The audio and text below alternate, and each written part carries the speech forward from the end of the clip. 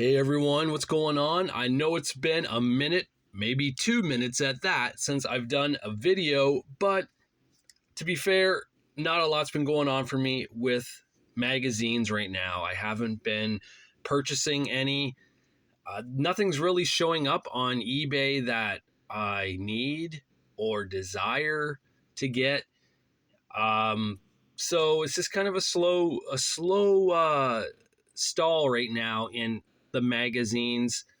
And so I thought, why not do a little video tonight on some of my guilty pleasures that are two types of magazines I got as a kid and into my teens that aren't the After mags, but I love them just the same. And I'll talk about this one first. We are talking about Wrestling Fury.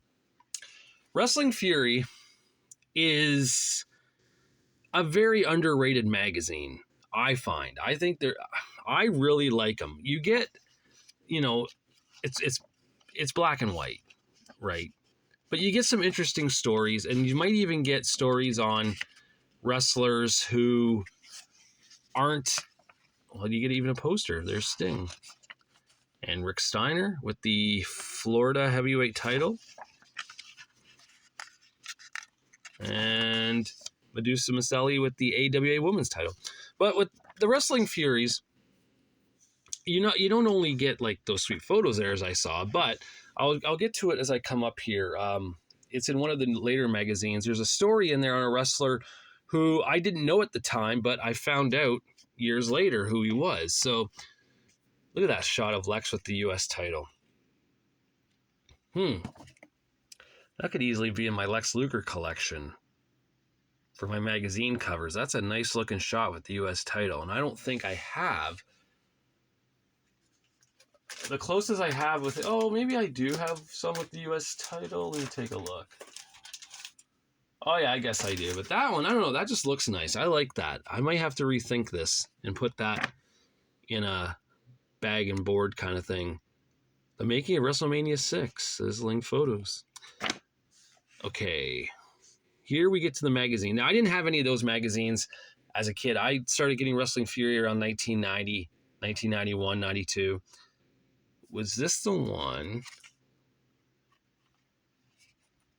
I know I had that. I don't think this is it. I think this is it.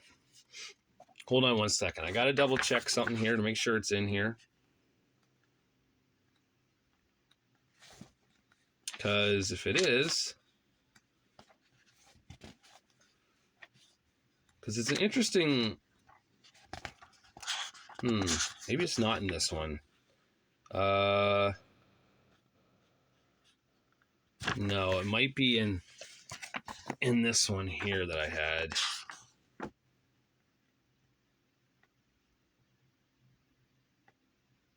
Nope. Okay, this is weird. I had this magazine. Oh, wait. See, I had some of these magazines as a kid. So, yes, this is it. All right. This is the magazine I want to look at. The one with Hawk on it, okay? I'll get to the story here. I know this is jumping all over the place. Look at this. All right. Can you get that? Boom. Perry Saturn running rings around the competition. Yes, that Perry Saturn. There he is. That is Perry Saturn from the Eliminators. Let me see if I can make this go down a bit more. I haven't done this in so long. Everything's out of focus here for me, guys and gals. Probably more guys and gals watching this. But yeah, so Perry Saturn, who is, we know, in the Eliminators, in ECW and WCW, the WWF. There's a story here on him. There he is up there. Perry Saturn hopes his career will soar. So that's why I enjoyed these magazines, because the different stories in here, right? So you got Stinger, The Warrior, a Christmas one, 92 year in review. You get Lex Luger there. Now, Wrestling Fury had also a friend in The Wrestling Eye. Wrestling Eye may have been. I guess if I had to compare these two, Wrestling Eye was probably the better magazine than Wrestling Fury. I think you got more colored photos with Wrestling Eye. But these magazines were just fun. These ones too. Look at Hogan there again. That's a nice shot of him. Beefcake with the tag title. I always wanted this magazine when I was a kid. I used to see it in the back issues. And I was like, oh my God, Beefcake with the tag title. I need to have this. I finally got it. And I'm happy about that. Jesse Ventura, of course. And this was the first Wrestling Eye I ever had. I had this magazine when I was a kid. And I remember the main reason I got it was because, let me move this over a bit, was because Lex Luger and Barry Windham, the hottest new dream team. I was such a mark for Luger and Windham being together. And they weren't together for long. They weren't together for long, right? They were tag team champions for a month. Barry turned on Lex and joined the Horsemen, and the rest was history.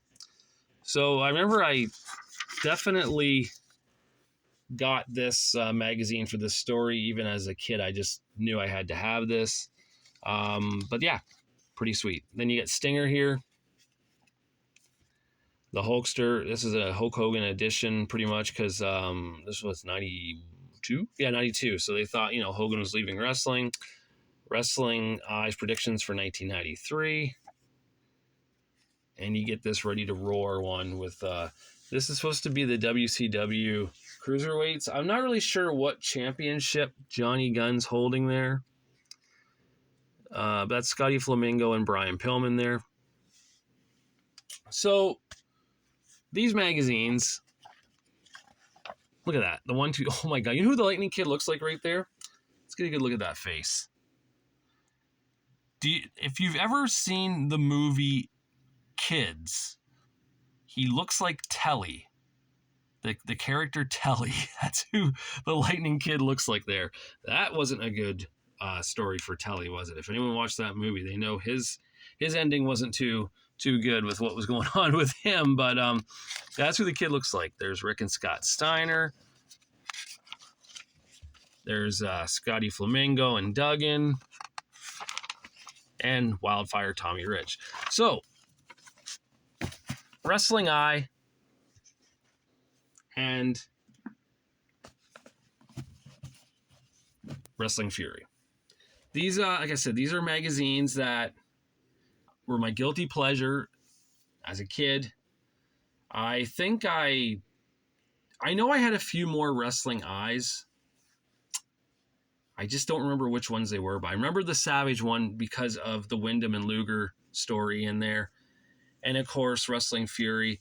I used to get those at a grocery store when I'd be out with my parents, and they had a magazine rack there, and they didn't have any wrestling magazines except for Wrestling Fury. I don't know why, but that was the choice of wrestling magazine that this grocery store had. So I bought them. I got them when I'd come up. When the stuff was going through the till or whatever, I'd bring the magazine up and hand it to my mom. She'd be like, okay. And, back then it was $2.95 Canadian. So that's not that bad, I suppose. But yeah, I'd get the Wrestling Fury magazines. And the best thing also about the Wrestling Fury magazines, and maybe the Wrestling Eye had it, I don't really know, but Wrestling Fury had a tendency to get names wrong or spelt wrong. I remember this one time, Repo Man was in there as Repro Man. R-E-P-R-O Man. So Repro Man.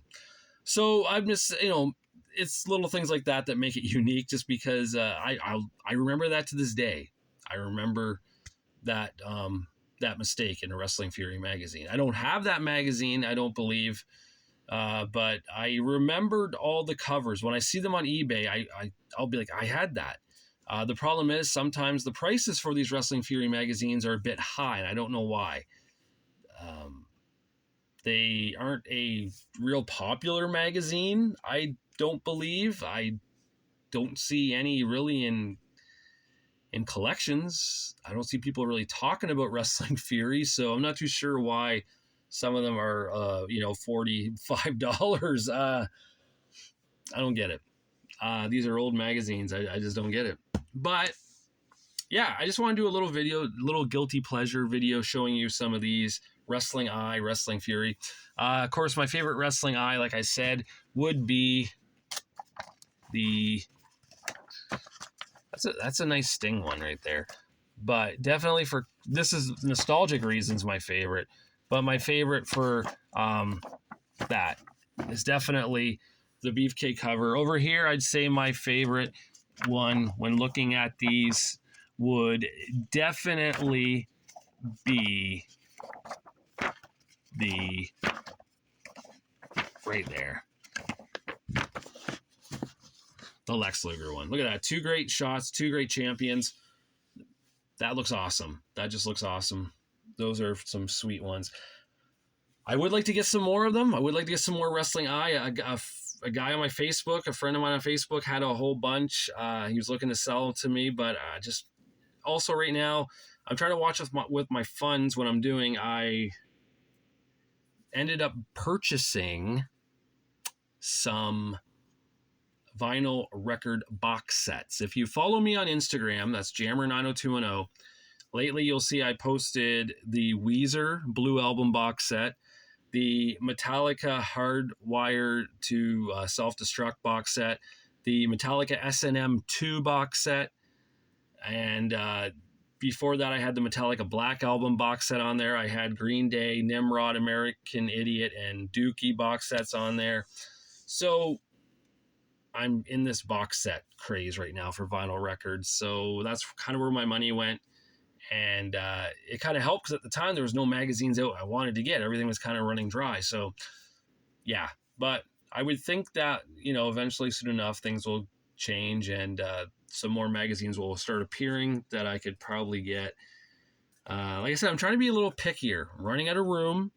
I mean, yes, even though everything is still, here and whatnot, and over here, everything's still the same pretty much. And up there, I got all the, and over here, there it is. I love looking at that still to this day. But yeah, I'm just saying, like, I have so much room to work with. I got to be a little more picky with what magazines I'm doing and which magazines I'm getting. So, I don't even know. Maybe I might sell some. I know that's crazy to say. Maybe I might sell some of the older ones. I was always on the fence about it. And, I don't know. We'll see. Time will tell. Just because I need room. Not that I need more room. I just want to make sure I have room for magazines I want in my collection. It's all about quality over quantity nowadays, people. That's what I think. All right, guys. Thank you for watching this. Like I said, I know it's been a while since I did one. Hopefully I'll have a better one down the road for you. I just thought I'd do this tonight, a little quick one. Get it up. I don't know when it's going to get up. It might be up tomorrow. It might be up later tonight. I don't know. You'll see it when it's up. So, yeah. All right, guys. Till I do my next one, I'll talk to you later.